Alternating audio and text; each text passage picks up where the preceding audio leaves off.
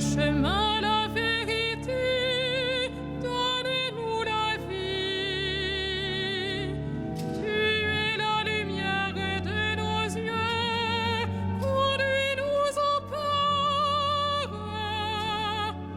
Apprends-nous à prier, à jeûner pour mieux t'aimer, à donner aux pauvres. Guéris nos cœurs, Seigneur Jésus, par ton évangile. Lave nos fautes et sauve-toi. Nous sommes ton peuple.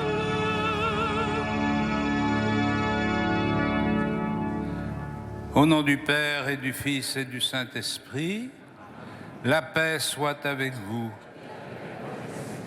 Seigneur Jésus, nous sommes ton peuple, le peuple que tu rassembles dans ton esprit pour rendre gloire à Dieu en ce jour de la résurrection. Regarde-nous avec bonté. Fais-nous connaître ta miséricorde et pardonne-nous tous nos péchés. Je confesse à Dieu Tout-Puissant, je reconnais devant mes frères que j'ai péché en pensée, en parole, par action, par omission. Oui, j'ai vraiment péché. C'est pourquoi je supplie la Vierge Marie, les anges et tous les saints, et vous aussi, mes frères, de prier pour moi, le Seigneur notre Dieu, et que Dieu Tout-Puissant nous fasse miséricorde, qu'il nous pardonne nos péchés et nous conduise à la vie éternelle.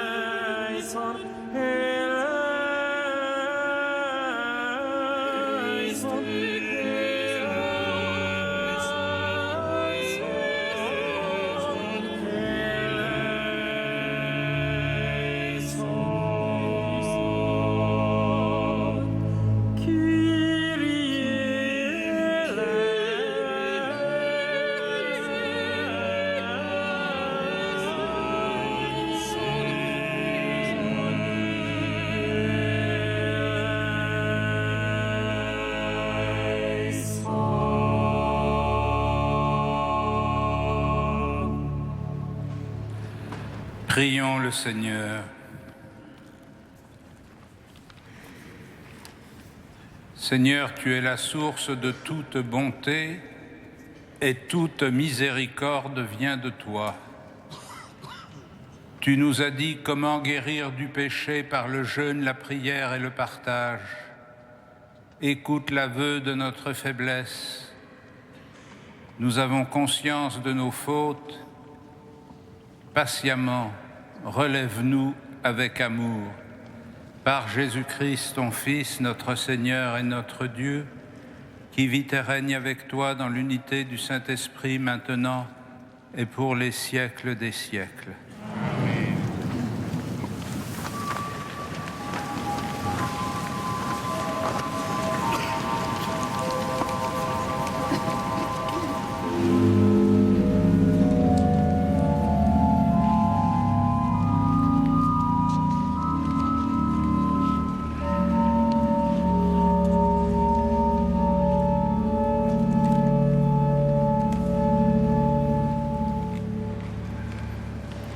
Lecture du livre de l'Exode.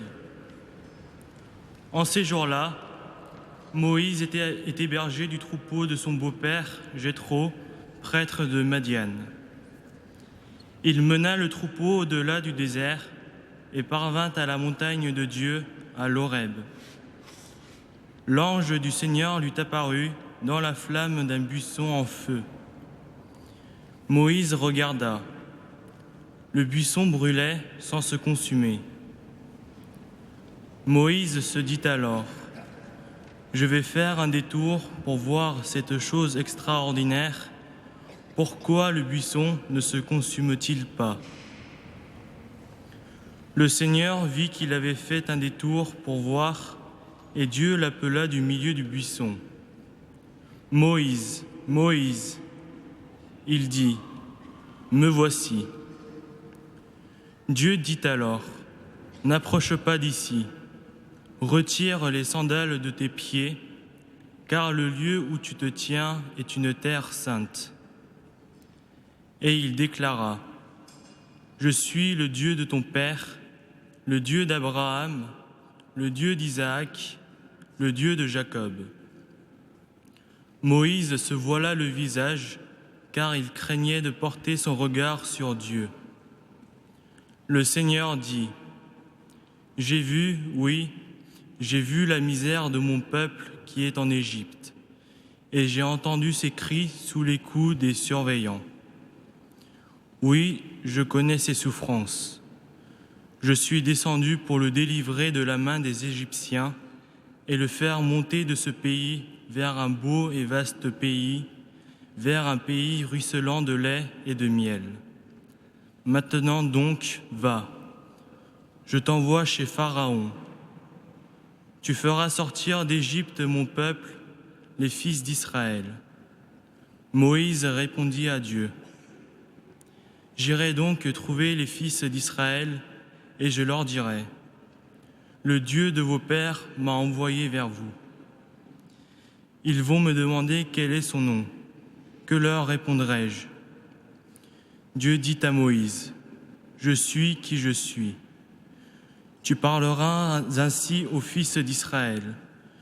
Celui qui m'a envoyé vers vous, c'est je suis. Dieu dit encore à Moïse: tu parleras ainsi aux fils d'Israël. Celui qui m'a envoyé vers vous, c'est le Seigneur, le Dieu de vos pères, le Dieu d'Abraham, le Dieu d'Isaac, le Dieu de Jacob. C'est là mon nom pour toujours. C'est par lui que vous ferez mémoire de moi d'âge en âge. Parole du Seigneur.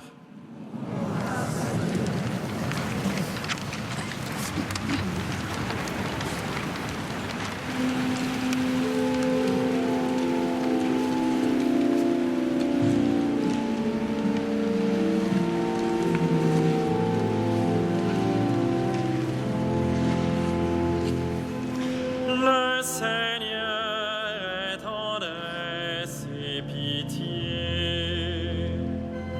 Le Seigneur est tendresse et pitié.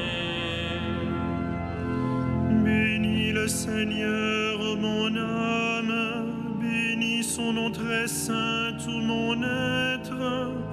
Bénis le Seigneur, ô mon âme, n'oublie aucun de ses bienfaits.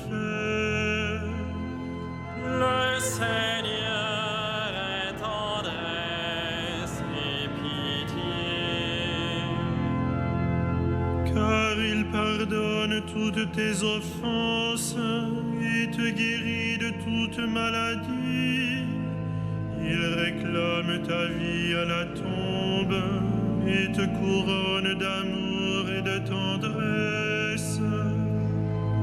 Le Seigneur est tendresse et pitié. Le Seigneur fait œuvre de justice, il défend le droit des opprimés, il révèle ses desseins à Moïse, aux enfants d'Israël ses hauts faits. Le Seigneur est tendresse et pitié. Le Seigneur est tendresse et pitié. à la colère et plein d'amour. Comme le ciel domine la terre, fort est son amour pour qui le craint. Le Seigneur est tendresse et pitié.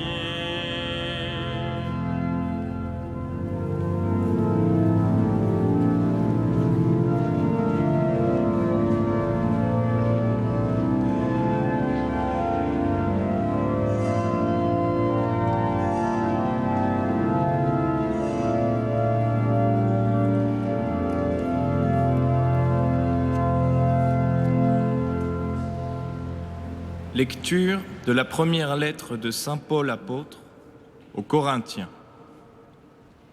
Frères, je ne voudrais pas vous laisser ignorer que, lors de la sortie d'Égypte, nos pères étaient tous sous la protection de la nuée, et que tous ont passé à travers la mer.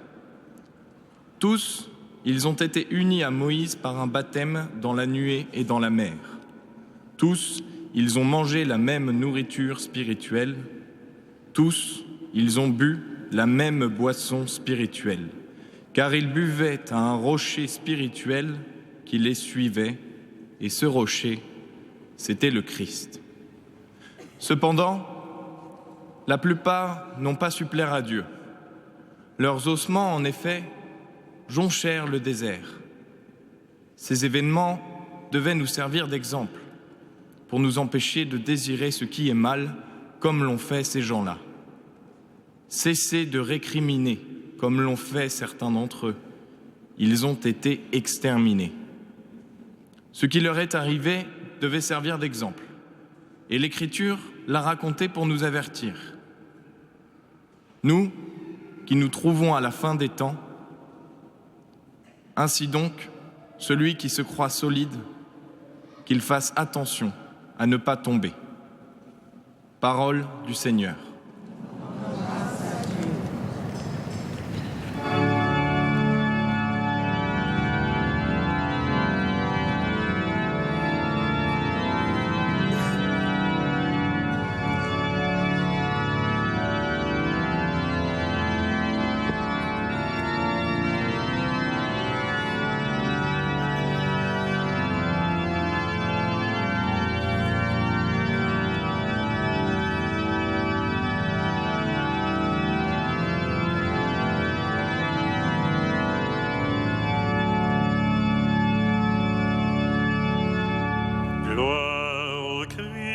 Sagesse éternelle du Dieu vivant, gloire à toi, Seigneur.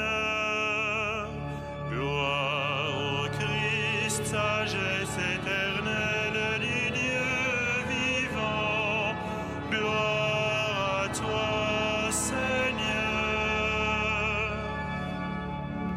Convertissez-vous, dit le Seigneur, car le royaume des cieux est tout proche. Gloire au Christ, sagesse éternelle du Dieu vivant. Gloire à toi,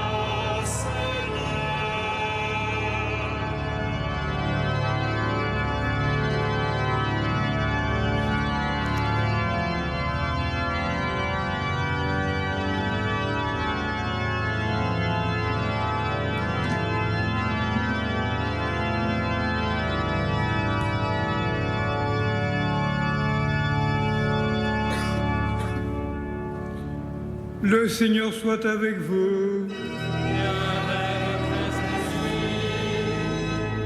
Évangile de Jésus-Christ selon saint Luc.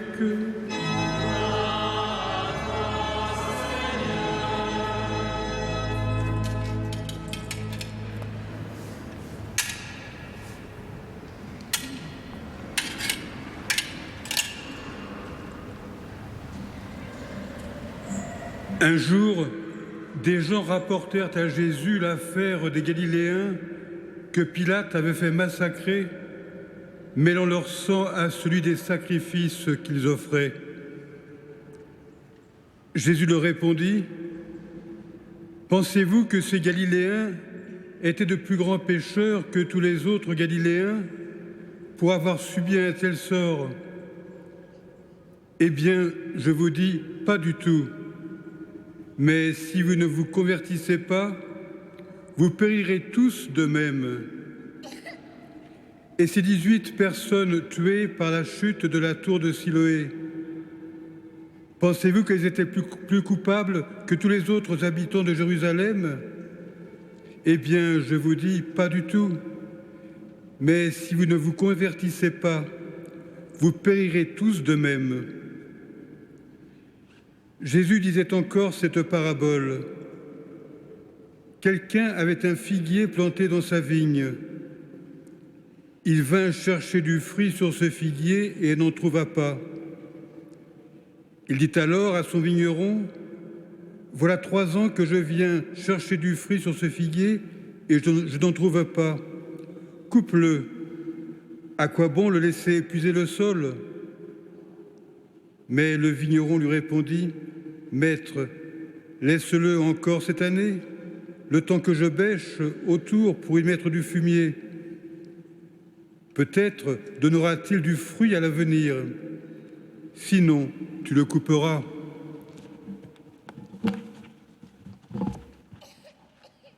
Acclamons la parole de Dieu.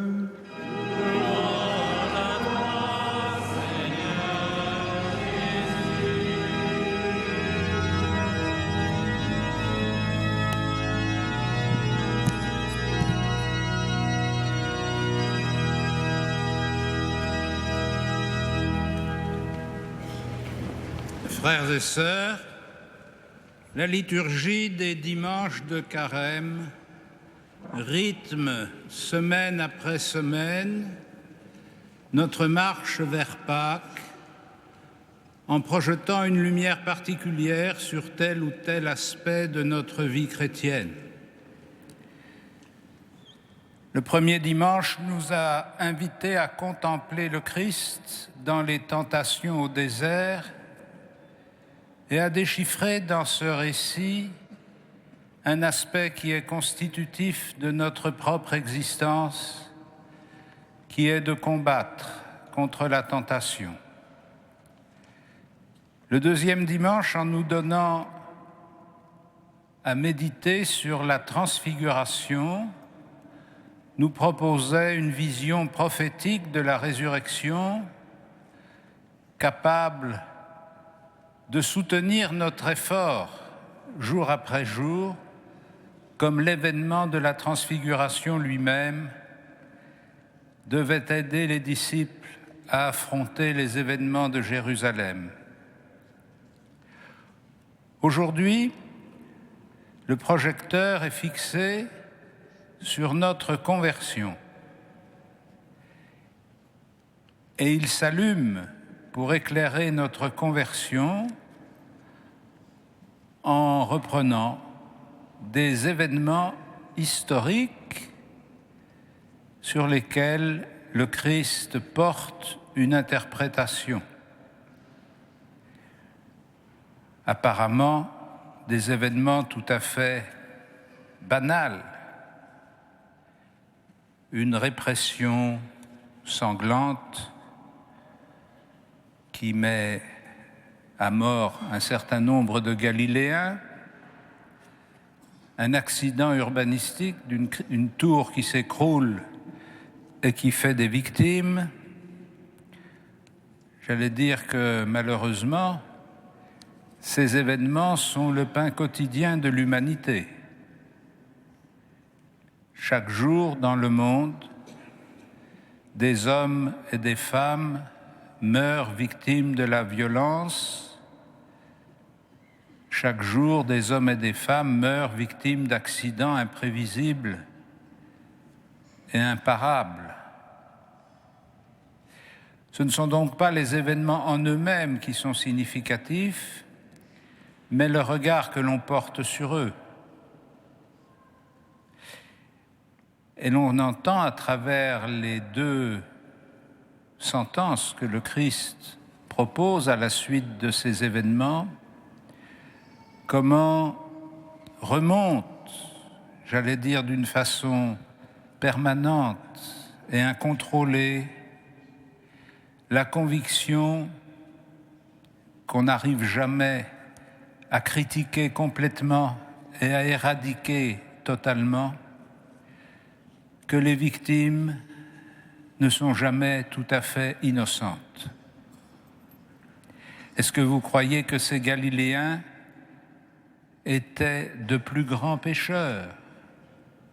Ou est-ce que vous croyez que les victimes de la chute de la tour de Siloé étaient plus coupables?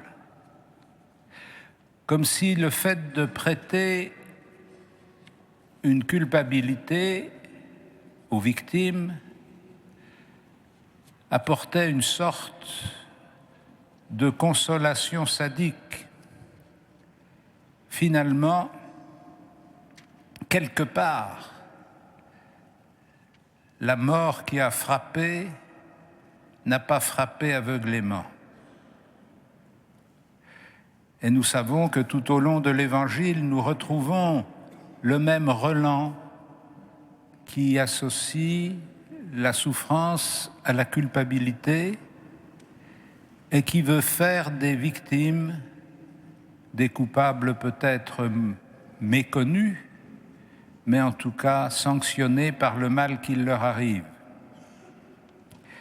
Et nous savons comment chaque fois dans l'Évangile, le Christ s'élève contre cette conception d'une rétribution immanente par laquelle la mort qui frappe serait la rétribution d'une conduite mauvaise. Alors, quelle interprétation peut-on donner de ces événements qui défient l'imagination et la raison? Est-ce qu'il faut simplement enregistrer, prendre acte d'une sorte de fatalité qui s'abat sur l'humanité et par rapport à laquelle non seulement nous ne pouvons rien, mais en plus sur laquelle nous ne pouvons pas espérer tirer quelques leçons? En tout cas, c'est ce que Jésus dit à ses auditeurs. Ces événements dont vous avez été les témoins ne sont pas simplement des événements qui regardent les protagonistes directs, ce sont des événements qui vous regardent, car vous devez les comprendre, non pas simplement dans la chaîne des causes et des effets, mais dans la perspective d'un avertissement. Si la mort frappe subitement et anonymement, sans discernement, personne n'est à l'abri. Et si nous sommes choqués, troublés, scandalisés par la mort qui frappe, notre scandale, notre émotion doit se transformer en signal. Car la mort de notre frère, si lointain qu'il puisse être de nous, c'est notre propre mort. Et si ceux-là qui sont morts sans avoir mérité de mourir sont l'image de ce que nous risquons si nous ne changeons pas notre manière de vivre. C'est pourquoi ces événements fortuits, Jésus les réinterprète comme un avertissement adressé à tous pour qu'ils changent leur manière d'être, pour qu'ils se convertissent. Et c'est pourquoi la liturgie place ce récit au cœur de notre carême comme un avertissement et un appel. Si nous voulons vraiment participer de la vie du Christ, il nous faut nous convertir. Saint Paul, d'une autre façon, dans l'Épître aux Corinthiens, suit le même raisonnement en s'appuyant sur les développements, très résumés évidemment, de l'histoire de l'Exode à travers le désert. Tous ont reçu les mêmes dons, tous ont reçu la même nourriture, tous ont reçu la même boisson, et pourtant tous ne sont pas arrivés au but, parce que beaucoup se sont détournés de la volonté de Dieu. D'où le jugement que Jésus nous présente à travers la parabole du maître de la vigne qui voit un arbre, un figuier qui ne porte pas de fruits. Depuis tant d'années que nous puisons la sève dans le terreau de la vie chrétienne, quels fruits portons-nous? Depuis tant d'années que nous sommes nourris de la parole de Dieu, que nous sommes unis au Christ ressuscité par notre communion au sacrement, depuis tant d'années que nous recevons toutes sortes de grâces, quels fruits portons-nous? Et le Christ, devant cet arbre stérile, ordonne qu'il soit coupé. Et vous savez comment le vigneron intercède pour gagner une année de sursis. L'année favorable annoncée par l'évangile de Luc à la synagogue de Nazareth. L'année de grâce qui va permettre de changer la vie. L'année jubilaire que le pape François a décidé pour l'Église et qui est consacrée à la miséricorde. Nous avons une année de plus, un carême de plus, un temps de plus pour regarder notre vie, mesurer les fruits que nous avons pu porter, mesurer aussi ceux que nous n'avons pas portés, et enfin accepter de nous convertir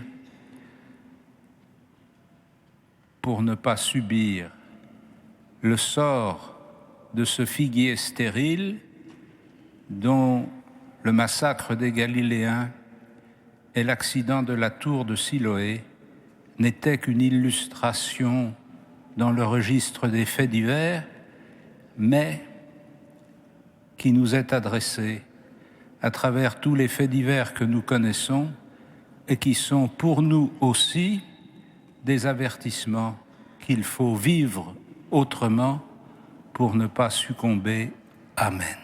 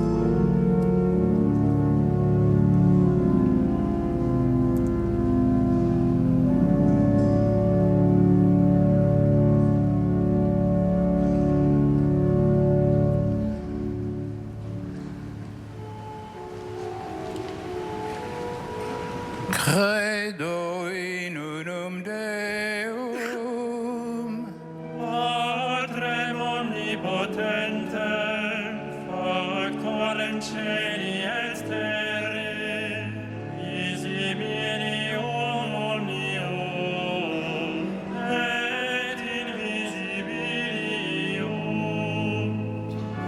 Et in unum Dominum, Iesum Christum,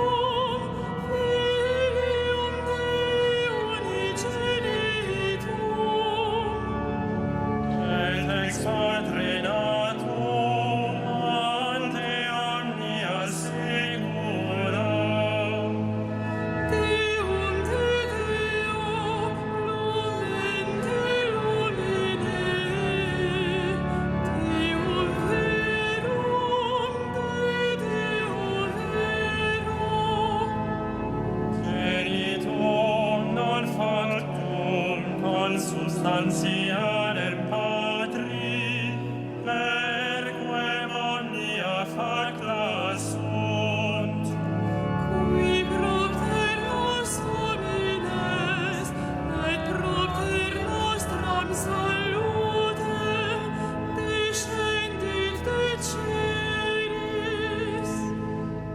Et incarnatus est Spiritus Sancto ex Maria Virgine, et homo factus est.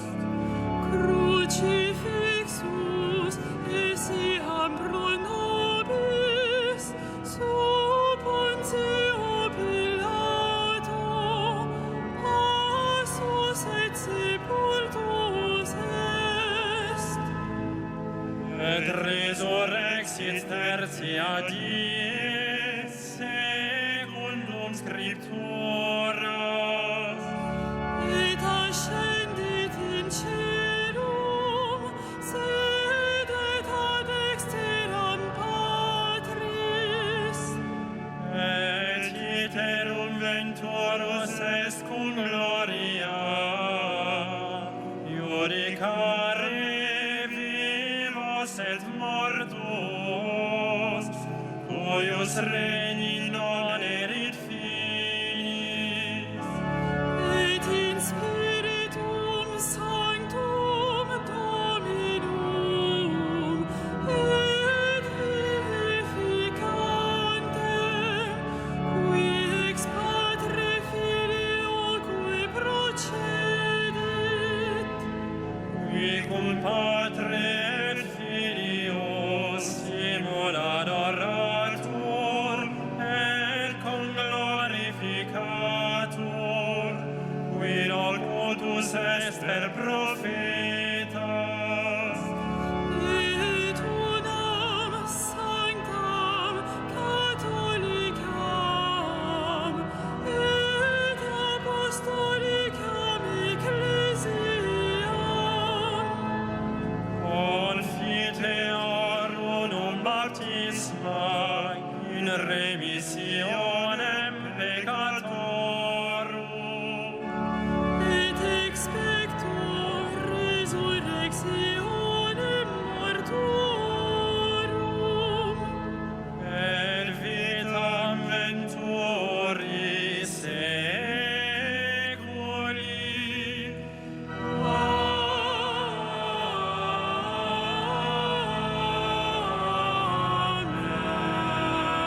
Amen.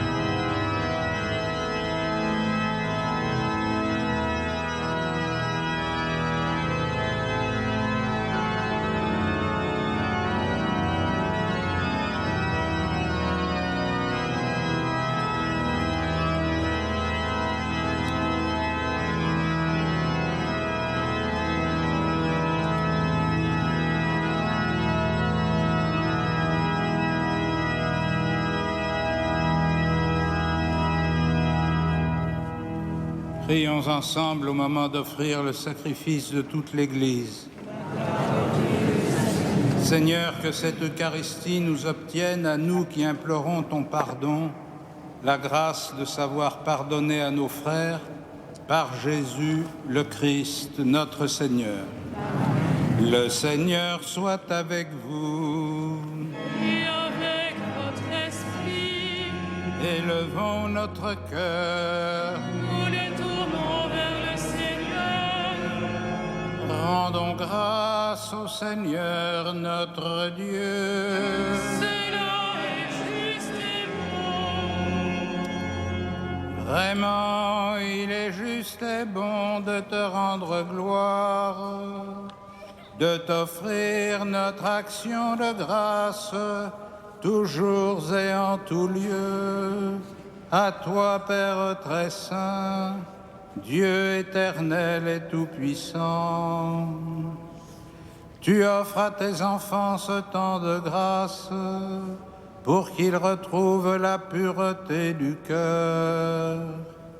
Tu veux qu'ils se libèrent de leurs égoïsmes, afin qu'en travaillant à ce monde qui passe, ils s'attachent surtout aux choses qui ne passent pas.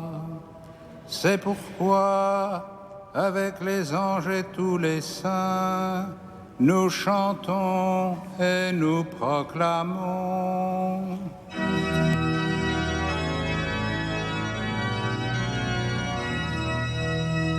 Saint, Saint, Saint, le Seigneur, Dieu de l'univers, le ciel et la terre sont remplis de ta gloire. Hosanna au plus haut des cieux, béni soit celui qui vient au nom du Seigneur. Hosanna au plus haut des cieux. Tu es vraiment saint, Dieu de l'univers, et toute la création proclame ta louange, car c'est toi qui donnes la vie, c'est toi qui sanctifies toutes choses par ton Fils Jésus-Christ, notre Seigneur, avec la puissance de l'Esprit Saint. Et tu ne cesses de rassembler ton peuple afin qu'il te présente partout dans le monde une offrande pure. C'est pourquoi nous voici rassemblés devant toi et dans la communion de toute l'Église en ce premier jour de la semaine, nous célébrons le jour où le Christ est ressuscité d'entre les morts. Par lui que tu as élevé à ta droite, Dieu Tout-Puissant, nous te supplions de consacrer toi-même les offrandes que nous apportons. Sanctifie-les par ton esprit pour qu'elles deviennent le corps et le sang de ton Fils, Jésus-Christ notre Seigneur, qui nous a dit de célébrer ce mystère. La nuit même où il fut livré, il prit le pain. En te rendant grâce, il le bénit, il le rompit et le donna à ses disciples en disant : « Prenez et mangez-en tous. Ceci est mon corps livré pour vous. »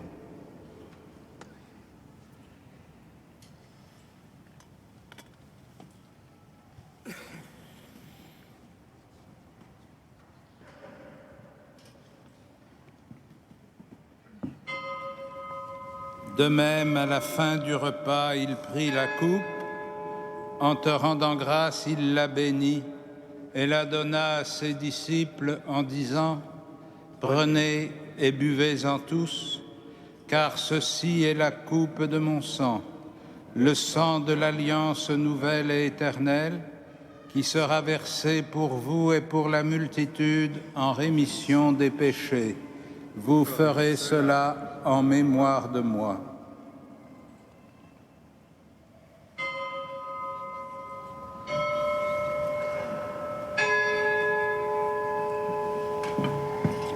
Il est grand le mystère de la foi. Nous proclamons ta mort, Seigneur Jésus. Nous célébrons ta résurrection.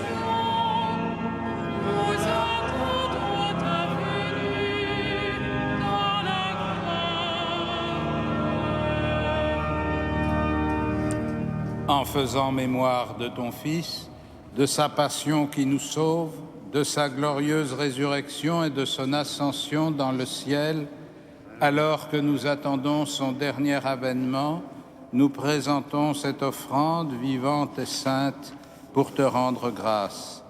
Regarde, Seigneur, le sacrifice de ton Église et daigne y reconnaître celui de ton Fils qui nous a rétablis dans ton alliance.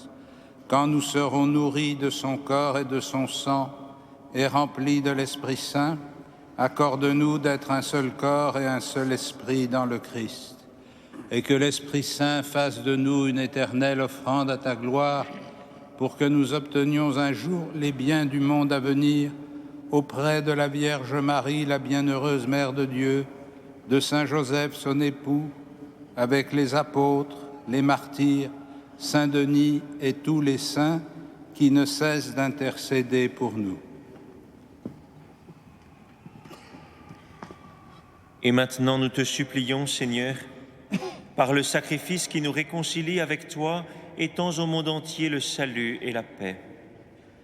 Affermis la foi et la charité de ton Église au long de son chemin sur la terre. Veille sur ton serviteur le pape François et notre évêque André, l'ensemble des évêques, les prêtres, les diacres et tout le peuple des rachetés. Écoute les prières de ta famille assemblée devant toi et ramène à toi, Père très aimant, tous tes enfants dispersés.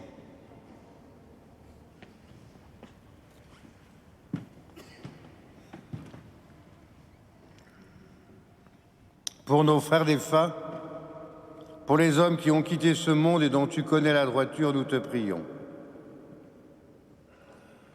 Reçois-les dans ton royaume où nous espérons être comblés de ta gloire, tous ensemble et pour l'éternité, par le Christ notre Seigneur, par qui tu donnes au monde toute grâce et tout bien.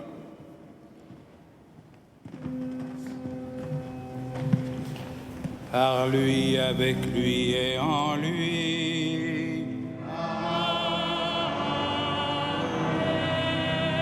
À toi, Dieu le Père Tout-Puissant, dans l'unité du Saint-Esprit.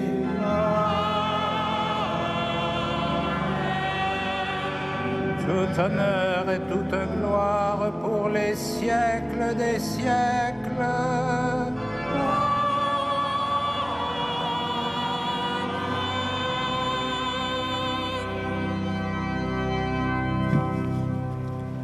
Unis dans le même esprit, nous pouvons dire avec confiance la prière que nous avons reçue du Sauveur. Notre Père, qui es aux cieux, que ton nom soit sanctifié, que ton règne vienne, que ta volonté soit faite sur la terre comme au ciel. Donne-nous aujourd'hui notre pain de ce jour.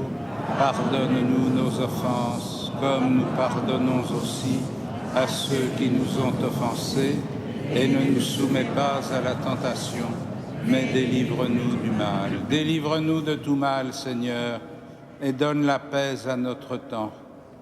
Par ta miséricorde, rends-nous libres du péché, rends-nous forts devant les épreuves en cette vie où nous espérons le bonheur que tu promets et l'avènement de Jésus-Christ, notre Sauveur.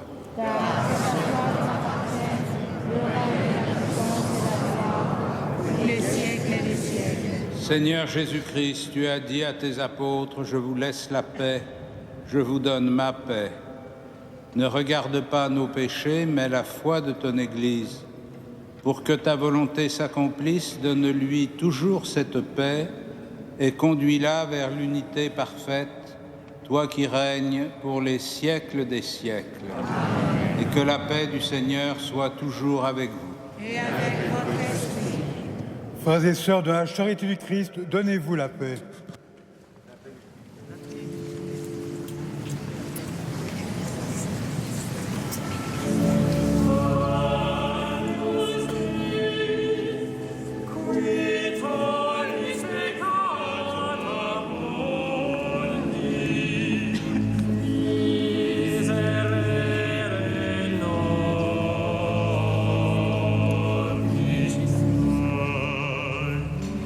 Stay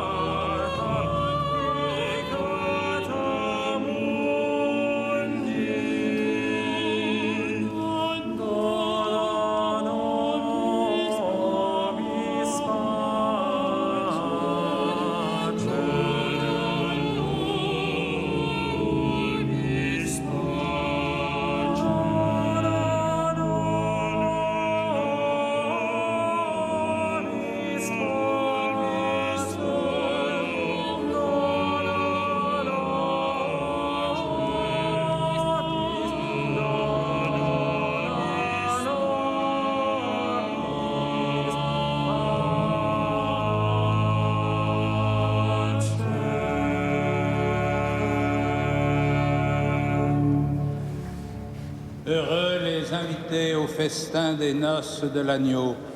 Voici l'agneau de Dieu qui enlève le péché du monde.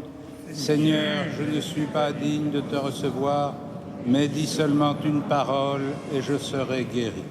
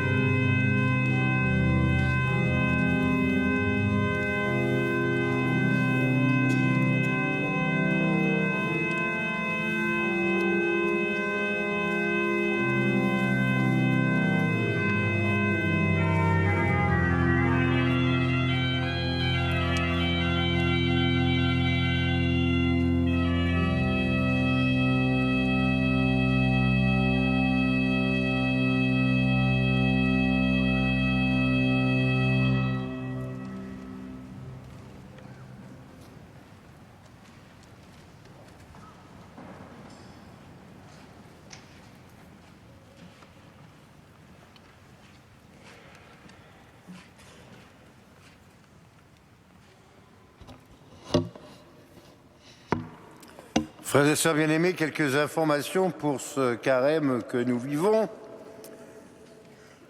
Tout d'abord, je vous rappelle que chaque vendredi de carême, à 15h, nous sommes invités assez fortement à participer, si nous le pouvons, à la vénération de la Sainte Couronne d'Épines. C'est une manière, par la grâce du contact avec cette Sainte Couronne, de nous rapprocher encore une fois du mystère du salut, du Christ, du salut que le Christ nous a acquis. Donc chaque vendredi, vous êtes attendus à la cathédrale. La journée du pardon, pendant notre carême, aura lieu le samedi 12 mars, de 8h30 à 19h. Des prêtres de la cathédrale et du diocèse, ou d'ailleurs encore, seront à votre disposition sans interruption toute la journée. Musique sacrée à Notre-Dame de Paris, vous le savez, comme chaque année, recrute pour le chœur d'enfants de 6 à 15 ans. Vous avez donc le téléphone par lequel vous pouvez joindre cette équipe pour tout renseignement utile. Concert à la cathédrale. Alors d'abord, il y a une erreur. C'est mardi 1er mars et non pas 23 février. À 20h30, un concert de Bach et de Handel, avec le programme qui, lui, est bon. Et puis, le mercredi 9 et le jeudi 10 mars, toujours à 20h30, la Passion selon Saint Jean de Jean-Sébastien Bach. Par ailleurs, vous avez une feuille qui vous est donnée, comme à chaque carême. D'un côté, vous avez tous les horaires de tous les offices de notre grande semaine sainte, depuis le dimanche des Rameaux jusqu'au lundi de Pâques. Vous pouvez l'emporter, la garder, la donner, la photocopier. Voilà, vous avez tout ce qu'il vous faut sur cette feuille. Côté blanc. Côté violet, vous avez 3 propositions pour les offrandes de carême. Puisque c'est des offrandes de carême, ce ne sont pas des cadeaux de Noël. Donc c'est maintenant qu'il faut le faire. Alors il s'agit de 3 sortes de soutien, au choix bien sûr. On peut choisir de soutenir les familles fragilisées. On peut aussi choisir de soutenir les étudiants en Irak, ou bien l'action du CCFD pour construire une fraternité universelle. Vous avez les moyens de joindre les personnes qui s'occupent de ces questions et puis de recevoir vos dons. Donc je compte sur vous pour que nous puissions avoir une bonne participation par nos décisions de carême à ces différentes sortes de soutien. Voilà, nous allons pouvoir terminer ensemble notre prière avec notre archevêque. Nous mettons debout.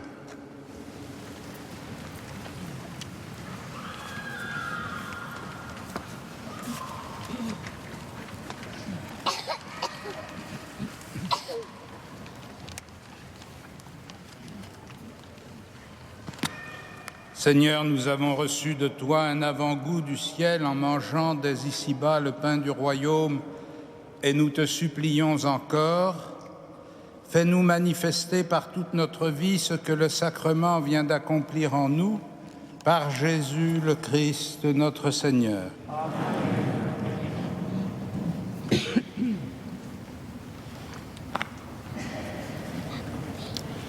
Le Seigneur soit avec vous. Que Dieu Tout-Puissant vous bénisse, le Père, le Fils et le Saint-Esprit. Amen. Allez dans la paix du Christ.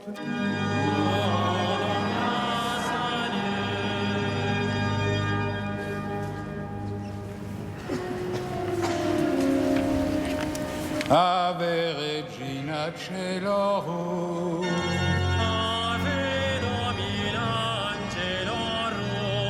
Salve radix, salve porta, ex quo mundo lux est torta, gaude Virgo gloriosa, super omnes speciosa.